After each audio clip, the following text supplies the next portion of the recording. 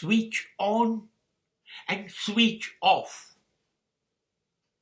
is only misfortune of my life. It is an insult of myself. મને કોઈ બીજું ચલાવે આમ કરો અને હું કરું. મને કોઈ બીજું રોકે આમ ન કરો અને હું ન કરું. મારું કરવું કે મારું ન કરવું એ મારા હાથમાં નથી.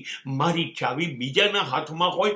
લોકો મને કહે આમ કરજો તેમ કરજો અને હું કર્યા કરું. That is a switch off and that is a switch on.